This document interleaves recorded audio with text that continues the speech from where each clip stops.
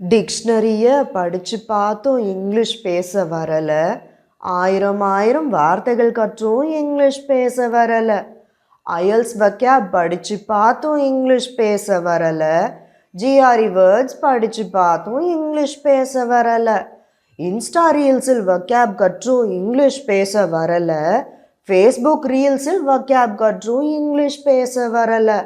Word power புக்கை நன்கு கற்றும் English பேச வரலை. முழநீள வார்த்தைகள் தெரிந்தும் இங்கிலீஷ் பேச வரலை. எப்படித்தான் சரளமாய் பேச யாரும் சொல்லி தரலை. இரவு பகலாக பேசி பழகி முயற்சி இன்னும் விடலை. முயற்சி முயற்சி முயற்சின்னு கற்றேனே படுநேக்கா. பேசி பழகி வந்ததே இங்கிலீஷ் ஷோக்கா. என்னங்க ஒன்றும் புரியலையா?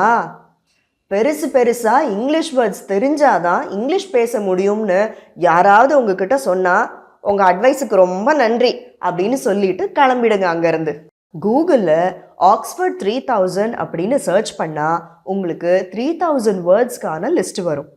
அது என்ன வேர்ட் லிஸ்ட்டுன்னா CERF, அதாவது common European framework of reference for languages அப்படின்ற லாங்குவேஜ் ப்ரொஃபிஷியன்சி லெவல்ஸை பேஸ் பண்ணி எந்தெந்த வார்த்தைகள் தெரிஞ்சால் இங்கிலீஷை அப்பர் இன்டர்மீடியட் லெவலான B2 அளவுக்கு பேசலாம்னு ரிசர்ச் பண்ணி அந்த 3000 வேர்ட்ஸை லிஸ்ட் அவுட் பண்ணியிருக்காங்க.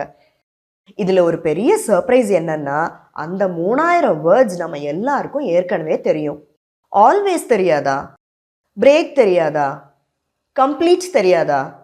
டிஸ்கஸ் தெரியாதா? எக்ஸ்பிளைன் தெரியாதா? அதே மாதிரி find, give, happen, interest, join, know, shine, relax, update இந்த வார்த்தைகளெல்லாம் நமக்கு தெரியும் தானே? உங்களுக்கு என் மேலே நம்பிக்கை இல்லையா? கூகுளில் இருந்து PDF ஃபைலை ஃப்ரீயாக டவுன்லோட் பண்ணி நீங்களே செக் பண்ணிக்கோங்க. அப்போ தெரியும் நான் சொல்கிறது உண்மைன்னு. பேச்சு வழக்கில் வாக்கியம் அமைக்க இந்த 3000 வார்த்தைகள் போதும். வேர்ட்ஸ்லேயே formal words, informal words, literary words, academic words அப்படின்னு நிறைய கேட்டகரிஸ் இருக்குது. இந்த மண்டையாக முழநீள இருக்கிற முக்கால்வாசி வேர்ட்ஸ் ஒன்று அகடமிக் வேர்ட்ஸாக இருக்கும், இல்லை லிட்ரரி வேர்ட்ஸாக இருக்கும். அதாவது கவிதை நயத்தோட இலக்கியத்தில் எழுத பயன்படும் வார்த்தைகள். இந்த வேர்ட்ஸை நம்ம எவ்ரிடே கம்யூனிகேஷனில் யூஸ் பண்ண முடியாது. இதுக்கு இப்போ 2 எக்ஸாம்பிள் வேர்ட்ஸ் சொல்கிறேன். இந்த 2 வேர்ட்ஸை உங்களில் சில பேருக்கு தெரிஞ்சிருக்கலாம். அது என்ன வேர்ட்ஸ்ன்னா, 1 எக்ஸூபரண்ட், 2 எக்ஸ்குவிசிட். உங்களுக்காக இன்னொரு தடவை சொல்கிறேன். எக்ஸூபரண்ட், எக்ஸ்குவிசிட். இதில் எக்ஸூபரண்ட் ஒரு அகடமிக் வேர்ட். இதோட ரியல் லைஃப் வேர்டு என்னன்னா எனர்ஜெட்டிக். அடுத்தது எக்ஸ்குவிசிட். இப்போது எக்ஸ்குவிசிட் பெயின்னு நான் சொல்கிறேன்னா அதை சிம்பிள் இங்கிலீஷில் ஸ்ட்ராங் பெயின்னு சொல்லிட்டு போயிடலாமே. இப்போ புரியுதா? நேட்டிவ் இங்கிலீஷ் ஸ்பீக்கர்ஸ் எப்போவுமே ரியல் லைஃப் கம்யூனிகேஷனில் இந்த மாதிரி பெருசாக வேர்ட்ஸ் யூஸ் பண்ண மாட்டாங்க. ஏன்னா ஒரு மொழிங்கிறது நம்ம உணர்வுகளை எக்ஸ்ப்ரெஸ் பண்ணுறதுக்கு தானே தவிர இம்ப்ரெஸ் பண்ணுறதுக்காக இல்லை.